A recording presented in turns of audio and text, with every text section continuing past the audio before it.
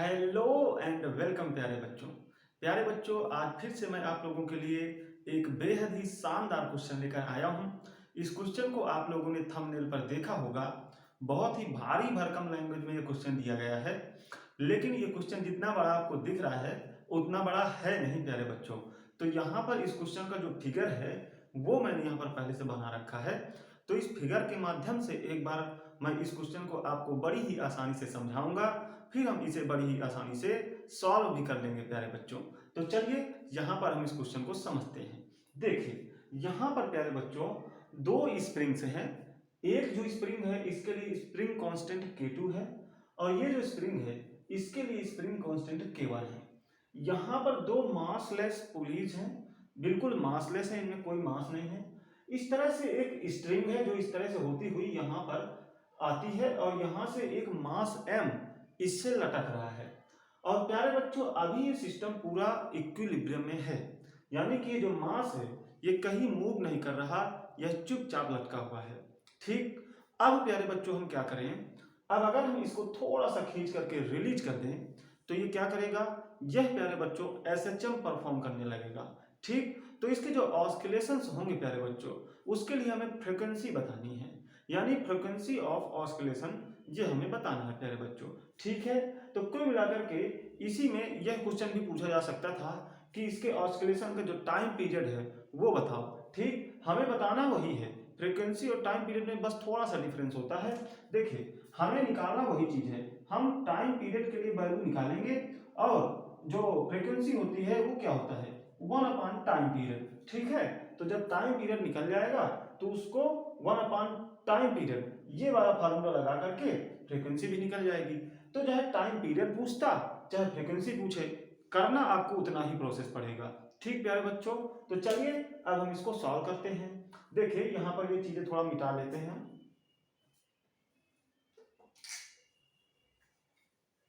देखिए प्यारे बच्चों एक चीज समझिए, अभी जब ये इक्विलिब्रियम में है तो इक्विलिब्रियम में है यानी कि इस पर नेट फोर्स अभी जीरो है।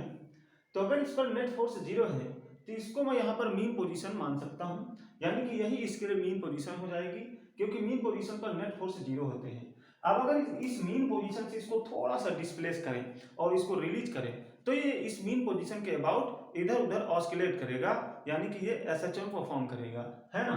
तो एक चीज देख लीजिए प्यारे बच्चों कि जो मीन पोजीशन है इसमें इस पर किस तरीके से फोर्स लग रहे होंगे। तो एक चीज देखिए, यहां पर नीचे की ओर तो इस पर mg फोर्स लगेगा, लेकिन ऊपर कितना फोर्स लगेगा उसके लिए जरा हम ये देख लेते हैं कि देखिए इनमें कुछ ना कुछ इनिशियल एलोंगेशंस भी होंगे। ये जो स्प्रिंग है और ये जो स्प्रिंग है दोनों में कुछ ना कुछ इनिशियल एलोंगेशंस होंगे। इनिशियल एलोंगेशन होना ही पड़ेगा तभी ये इक्विलिब्रियम में रहेगा। क्यों, क्योंकि जब इसको इस रस्सी से लटकाया गया होगा ना तब ये अपने भार के कारण यानी mg के कारण कुछ ना कुछ नीचे चला होगा। ठीक, और इसके नीचे चलने की वजह से इनमें कुछ ना कुछ एलोंगेशंस आए होंगे और उन्हीं एलोंगेशंस के कारण कुछ ना कुछ स्प्रिंग फोर्स आए होंगे और उन स्प्रिंग फोर्सेस के कारण इस रस्सी में कुछ ना कुछ टेंशन फोर्स भी आएगा। तो वही टेंशन फोर्स प्यारे बच्चों इस mg को बैलेंस करेगा, है ना। तो चलिए प्यारे बच्चों समझते हैं कि किस तरीके से यहाँ पे फोर्स लग रहे होंगे। जरा हम ये मान लेते हैं कि इनिशियल कंडीशन पर यानी कि जब ये मीन पोजीशन पर है, यानी कि जब ये इक्विलिब्रियम पोजीशन पर है, उस समय अगर मैं ये मान लूं कि इनमें एलोंगेशंस कुछ इस तरीके से हैं, मान लीजिए कि इसमें जो एलोंगेशन है वो x2 डैश है और इसमें जो एलोंगेशन है वो x1 डैश है प्यारे बच्चों। तो देखिए किस तरीके से फोर्स लग रहे होंगे। अगर x2 डैश का एलोंगेशन इस वाली स्प्रिंग में है तो निश्चित रूप से ये जो स्प्रिंग है वो इस पुली को ऊपर की ओर खींच रही होगी और कितने फोर्स से K2x2 डैश फोर्स से प्यारे बच्चों, है ना। ये तो आपको समझ में आता होगा। ठीक, क्योंकि इनिशियली इतना एलोंगेट है तो इतना फोर्स ये ऊपर की ओर इस पर लगा रही होगी। ठीक, और अगर इसमें इतना फोर्स ऊपर की ओर लग रहा है तो निश्चित रूप से यहाँ जो फोर्स लिखा जा सकता है वो किस तरीके से लिखा जा सकता है K2x2 डैश बाई 2 और इधर भी K2x2 डैश बाई 2 प्यारे बच्चों। ठीक, क्यों लिखा जा सकता है, क्योंकि ये पुली है मासलेस, ये पुली पूरी तरह से मासलेस है प्यारे बच्चों। देखिए अब यहां पर देखिए इस स्प्रिंग में भी इनिशियल एलोंगेशन है x1 डैश का, तो ये भी एक फोर्स लगाएगी इस पुली पर, और किस तरीके से लगाएगी, नीचे की ओर, और कितना लगाएगी, K1X1 डैश प्यारे बच्चों, इतना फोर्स लगाएगी। ठीक, अब अगर ये इतना फोर्स पुली पर नीचे की ओर लगा रही है तो यहाँ पे किस तरीके से फोर्स लिखे जा सकते हैं, वह इस तरीके से लिखे जा सकते हैं प्यारे बच्चों, K1X1 डैश बाई 2, और इधर भी K1X1 डैश बाई 2 प्यारे बच्चों, K1X1 डैश बाई 2। तो आपने ये देखा कि यहां पर इस भाग में हमने जो तनाव है वो दो तरीके से लिखा। एक तो हमने इस फोर्स के कारण जो यहां पर आया K2X2 डैश बाई 2, और एक इस फोर्स के कारण K1X1 डैश बाई 2। ठीक, लेकिन ये तनाव एक ही होगा, रस्सी सेम है और बीच में कोई मास नहीं है। ये जो पुलीज है ये मासलेस है, इसका मतलब कि रस्सी के बीच में कहीं कोई मास नहीं लटका हुआ है, कहीं नहीं है। तो अगर रस्सी सेम हो और रस्सी मासलेस हो और बीच में कोई मास ना हो तो रस्सी में हर जगह हम टेंशन सेम दिखाते हैं प्यारे बच्चों। इसका मतलब क्या है कि इसकी वजह से जो टेंशन यहाँ बन रहा है और इसकी वजह से जो टेंशन बन रहा है और इसकी वजह से जो टेंशन बन रहा है, ये आपस में इक्वल होंगे, या मैं कहूं कि ये सारे टेंशन फोर्स आपस में एक दूसरे के इक्वल होंगे, क्योंकि मैंने बताया कि ये जो स्ट्रिंग है ये मासलेस है, पुलीज भी मासलेस है। इसका मतलब स्ट्रिंग के बीच में कहीं कोई मास नहीं है, इसलिए इस पे हर जगह जो टेंशन फोर्स है वो सेम दिखाया जाएगा। तो कुल मिलाकर सभी टेंशन फोर्सेस की वैल्यू प्यारे बच्चों सेम होगी। तो यहां से एक चीज मैं ये लिख सकता हूं कि ये जो फोर्स है वो इस फोर्स के बराबर होगा, K1X1 dash by 2 equal K2X2 dash by 2, या मैं कहूं कि K1X1 dash is equal K2X2 dash प्यारे बच्चों। तो ये फोर्स एक तरह से एक थोड़ा सा ये रिलेशन हमने फाइंड किया। अब देखिए, अब अगर इनिशियल कंडीशन पर इस पर लग रहे फोर्सेस देखें तो एक तो नीचे की ओर mg लग रहा होगा, दूसरा एक ये फोर्स लग रहा है जो कि टेंशन फोर्स होगा। तो कुल मिलाकर के अभी ये मीन पोजीशन पर है तो इस पर कोई नेट फोर्स नहीं है। इसका मतलब क्या है कि नीचे की ओर का जो फोर्स होगा वो ऊपर वाले फोर्स के बराबर होगा। इसका मतलब ये है कि यहाँ पर K2X2 डैश बाई 2 बराबर होगा mg के, मतलब नीचे वाला जो फोर्स है वो ऊपर वाले फोर्स के बराबर होगा। ठीक प्यारे बच्चों, तो एक रिलेशन ये भी मिला हमें, ठीक है, तो एक रिलेशन ये भी मिला प्यारे बच्चों। ठीक, चलिए अब एक हम काम कर लेते हैं।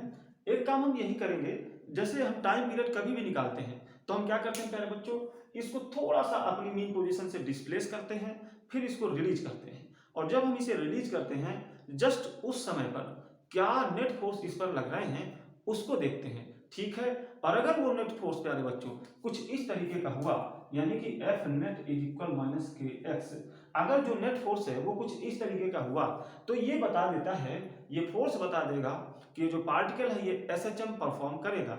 क्यों? क्योंकि ये जो इक्वेशन होती है ये SHM के लिए बेसिक इक्वेशन होती है प्यारे बच्चों।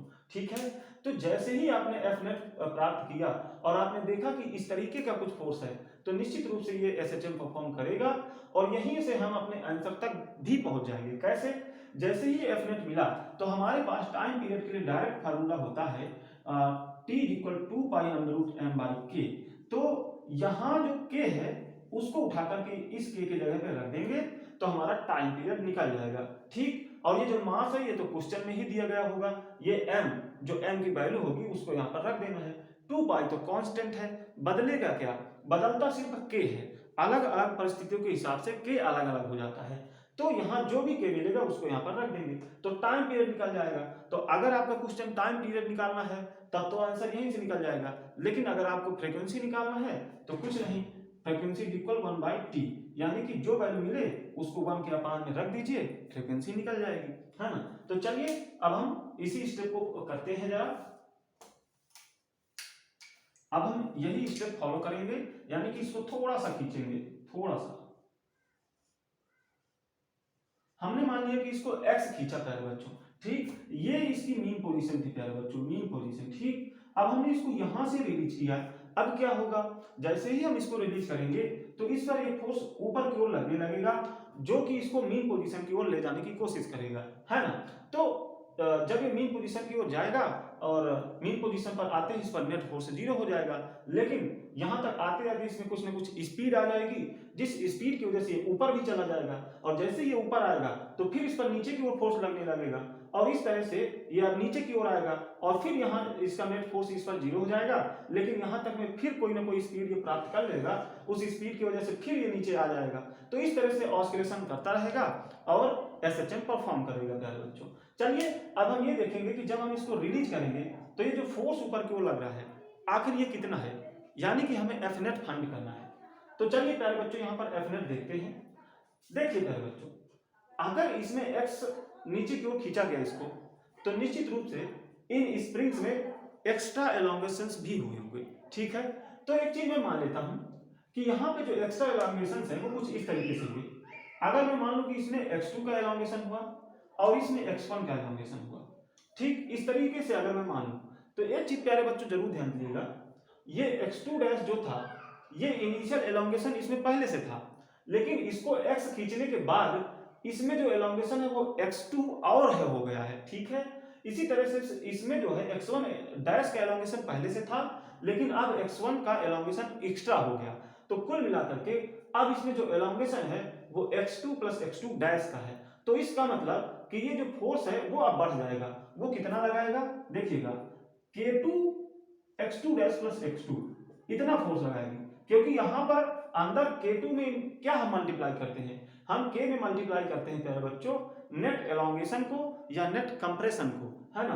तो यहाँ नेट कितना एलोंगेशन है x2 प्लस x2 डैश, तो k2 into x2 dash plus x2 इतना फोर्स लगेगा, ठीक। इसी तरीके से अब यहाँ भी फोर्स चेंज हो जाएगा, k1 x1 dash plus x1 ये फोर्स लगाने लगेगी, ठीक। तो अगर यहाँ फोर्स चेंज हो गया है तो यहाँ भी चेंज हो जाएगा, यहाँ जो फोर्स था उसका आधा आधा फोर्स यहाँ पर आएगा।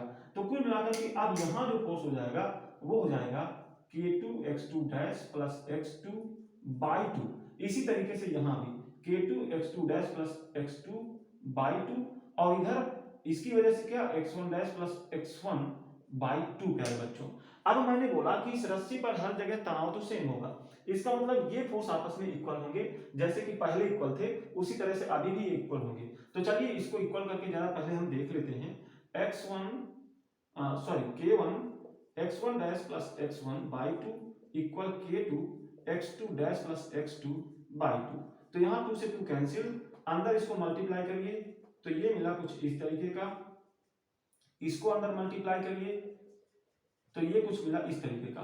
और हमने देखा था कि k1 x1 डैश इक्वल था k2 x2 डैश के, यानी कि ये जो टर्म है ये आपस में कैंसिल हो जाएंगी और बचेगा क्या, बचेगा यहाँ से k1 x1 is equal k2 x2 प्यारे बच्चों, ठीक। तो ये एक रिलेशन हमें मिला है, इसका आगे चल के काम पड़ेगा इसलिए इसको हम अलग से लिख लेते हैं, ठीक। और एक चीज देख लीजिए, अभी हमने एफ नेट नहीं लिखा प्यारे बच्चों, अभी हम एफ नेट लिखेंगे, लेकिन उससे पहले हम कुछ चीजें और है लिख रहे हैं क्योंकि इनका भी आगे चल के काम पड़ेगा, ठीक। एक रिलेशन हमें और फाइंड करना है, वो रिलेशन प्यारे बच्चों कंस्ट्रेंट रिलेशन से मिलता है। कंस्ट्रेंट रिलेशन अगर आप लोगों ने पढ़ रखा होगा तो निश्चित रूप से आपको वो तुरंत ही समझ में आ जाएगा, और अगर नहीं पढ़ रखा है तो जरूर कमेंट करिएगा वीडियो के नीचे, मैं आपको पढ़ा दूंगा, ठीक। तो चलिए एक चीज देखिए, जब इसको x खींचा गया तो हमने माना कि इसमें जो एलोंगेशन हुआ वो x2 का हुआ। तो ये x2 का एलोंगेशन कैसे हुआ होगा, जब ये पुली नीचे की ओर x2 चली होगी, क्योंकि ये जो स्प्रिंग है वो पुली से बंधी हुई है। तो अगर पुली x नीचे चली है तभी तो इसमें x2 का एलोंगेशन हुआ है, पुली कितना चली x2 चली तभी इसमें x2 का एलोंगेशन हुआ है, ठीक है। तो पुली x2 चलेगी तब इसमें x2 का एलोंगेशन होगा। तो अब देखिए अगर पुली x2 नीचे चली है तो रस्सी दोनों एंड से x2 और x2 लूज हो जाएगी, यानी कि इस पुली के x2 नीचे चलने पर रस्सी यहां से 2x2 लूज हो जाएगी। कितनी लूज हो जाएगी 2x2। इसी तरह से अगर यहां पर देखें तो इसमें अगर x1 का एलोंगेशन आया है इसके x चलने के बाद, तो इसका मतलब क्या है कि ये पुली ऊपर की ओर x1 चली है तभी तो इसमें x1 का एलोंगेशन आया है। अब देखिए अगर ये पुली x1 ऊपर चली है तो रस्सी दोनों एंड से x1 लूज हो जाएगी, तो कुल मिलाकर के इसके x1 ऊपर चलने की वजह से रस्सी 2x1 लूज हो गई। तो रस्सी 2x1 यहां से लूज हुई है और यहां से 2x2 लूज हो गई है। तो कुल मिलाकर के रस्सी टोटल कितनी लूज हुई, रस्सी लूज हुई है 2x1 प्लस 2x2 के बराबर। और ये जो लूजनेस है ये किधर जा रहा है प्यारे बच्चों, ये जो लूजनेस है वो इसके ब्लॉक के नीचे चलने की ओर जा रहा है, मतलब ब्लॉक जितना नीचे चला है वो इसके सम के बराबर होगा, ठीक है। इस तरीके से क्यों? क्योंकि रस्सी लूज नहीं हो सकती, रस्सी लूज नहीं हो सकती, ना ही रस्सी टूट सकती है। ठीक है, ये हमेशा ध्यान रखना है। ठीक, तो ये एक रिलेशन भी हमें फाइंड करना था, इसका भी आगे काम पड़ेगा। अब हम लिखेंगे इस पर एफ नेट प्यारे बच्चों। तो देखिए एफ नेट क्या लिखेंगे, अगर हम इसका एफ बी डी बना लें तो कुछ इस तरीके का बनेगा। नीचे की ओर एम जी फोर्स, ऊपर की ओर क्या फोर्स लग रहा है, ऊपर की ओर फोर्स ये लग रहा है प्यारे बच्चों K2 x2 dash plus x2 अपान 2, यही लग रहा था। अब एफ नेट कितना हो जाएगा, एफ नेट इज इक्वल, इसको अंदर मल्टीप्लाई करके डायरेक्ट लिखिएगा K2 x2 dash by 2 plus K2 x2 by 2 minus mg, इस तरीके से एफ नेट लिखा जाएगा। अब एक चीज देख लीजिए, K2 x2 dash by 2 is equal mg, यानी कि K2 x2 dash by 2 mg के बराबर था, तो K2 x2 dash by 2 mg से कैंसिल हो जाएगा, क्योंकि यहाँ mg कैसा है, माइनस में है। ठीक, अब देखिए एफ नेट क्या मिला, एफ नेट प्यारे बच्चों K2 x2 बाई 2 मिला, है ना। अब देखिए यहाँ पे मैंने बोला था कि जो SHM की बेसिक इक्वेशन होती है वो कुछ इस तरीके की होती है, इस तरीके की। ठीक, पहली बात तो एक चीज देख लीजिए, ये जो x है यहाँ पर, ये क्या है, जितना हमने ब्लॉक को खींच करके डिस्प्लेस किया था, ठीक है, तो प्यारे बच्चों हमने इसको कितना खींचा था, x खींचा था, है ना। तो अगर हमने इसको x खींचा था प्यारे बच्चों, तो यहाँ पर x ही आना चाहिए। ठीक है, x आना चाहिए, तो इसीलिए यहाँ पर x होना चाहिए, जबकि यहाँ पर अभी x2 है, इसलिए सबसे पहले तो यहाँ पर अभी हमें x लाना पड़ेगा। और दूसरी चीज क्या है कि यहाँ माइनस है, तो यहाँ अभी हमें माइनस भी लाना पड़ेगा। ठीक, तो वो चीजें हम लाएंगे, देखिए हम कैसे लाएंगे वो भी जरा समझेंगे। देखिए सबसे पहले तो देखिए पहले बच्चों, एक रिलेशन यहां से देखिए, यहां हम कैसे ला सकते हैं x, वो देखिए यहां पर इस रिलेशन में x मिल रहा है, ठीक है, तो यहां से और इस रिलेशन के यूज से हम यहां पर x लाएंगे। चलिए सबसे पहले तो x लाते हैं। एक चीज देखिए, इसी रिलेशन को अगर मैं इस तरीके से लिख लूं, 2x1 की जगह पे हम यहां पे क्या लिख सकते हैं, K2 x2 अपान K1, यही लिख सकते हैं x1 की जगह पे K2 x2 अपान K1, बिल्कुल यही लिख सकते हैं। और 2x2 की जगह पे देखिए 2x2, तो एक काम इसमें कर लेते हैं, इसमें हम K2 और K2 का ऊपर और नीचे मल्टीप्लाई कर लेते हैं, तो यहां जो x मिला वो इस तरीके से मिल गया।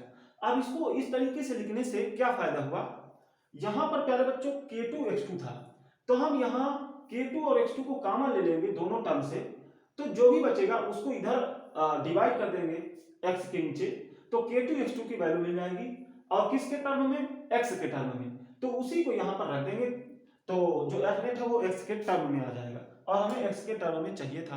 तो चलिए हम कर लेते हैं ये काम। सबसे पहले तो हम कुछ जगह बना लेते हैं यहाँ पर,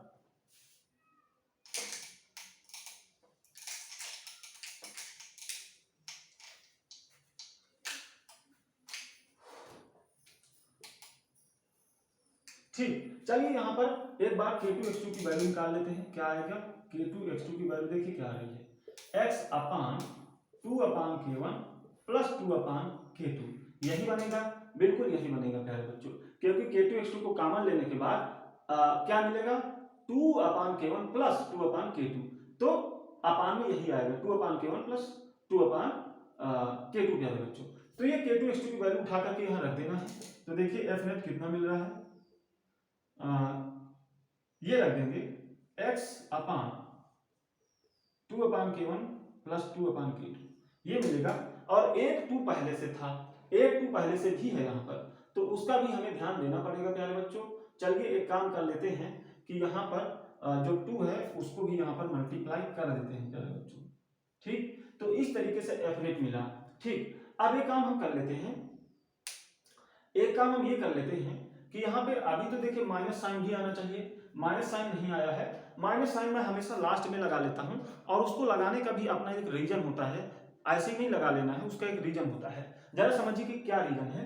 देखिए प्यारे बच्चों, ये जो एफ नेट लग रहा है इधर, एफ नेट लग रहा है, वो इसको मीन पोजीशन की ओर ले जाने की कोशिश करेगा।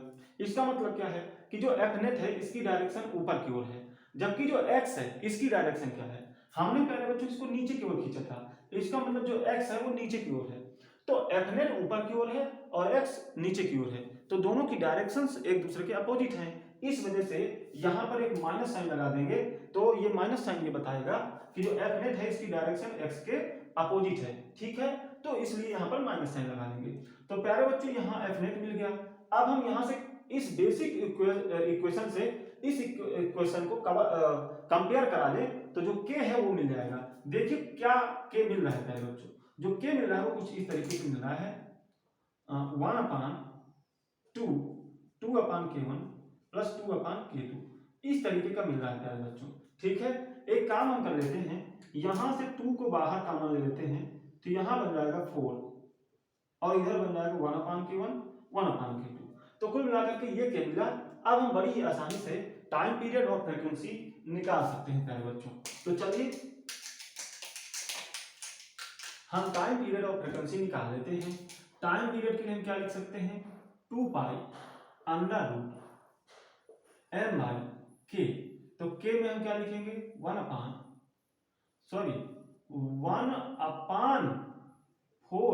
1/4 प्लस 1/k2, इस तरीके से है k, ठीक है। तो यहाँ पर k होता है तो उसकी जगह पे ये लिखेंगे, समझे। अब देखिए इसको आगे अगर हम सॉल्व करें तो क्या मिलेगा 2π, ये सारी चीजें ऊपर चली जाएंगी, है ना। तो m into 4 1/k1 plus 1/k2 यही मिलेगा, है ना प्यारे बच्चों। अब देखिए ये मिल गया। अब क्या होगा, ये तो हो गया टाइम पीरियड। अब प्यारे बच्चों हमें फ्रीक्वेंसी निकालनी है, तो ये होता है 1/टाइम पीरियड, तो 1/2π, देखिए इसको रख देंगे 1/2π √4m 1/k1 प्लस 1/k2, इस तरीके से प्यारे बच्चों मिला, है ना। अगर इसको थोड़ा सा और सॉल्व करना हो तो वो भी आप कर सकते हो। कैसे सॉल्व कर सकते हो, यहां से जो 2 है इसको बाहर ले सकते हो, है ना। तो जो 2 बाहर आ जाएगा तो ये बचेगा 1/4π और अंडर रूट में बच जाएगा m 1/k1 प्लस 1/k2, यही मिल जाएगा, है ना। तो मुझे लग रहा है यही मिल जाएगा। अब एक बार चेक कर लीजिएगा, कहीं अगर कैलकुलेशन मिस्टेक नहीं होगा तो यही आंसर आएगा, ठीक है। सिर्फ और सिर्फ कैलकुलेशन मिस्टेक आपको चेक करना है, बाकी प्रोसेस पूरी तरीके से सही है। तो चेक कर लीजिएगा, कहीं अगर कैलकुलेशन मिस्टेक हो सकती है, अगर नहीं है तो पूरी तरीके से सही है। तो प्यारे बच्चों अगर ये वीडियो आपको अच्छा लगा हो तो वीडियो को लाइक करेंगे, चैनल को सब्सक्राइब करेंगे। अभी के लिए थैंक्स प्यारे बच्चों।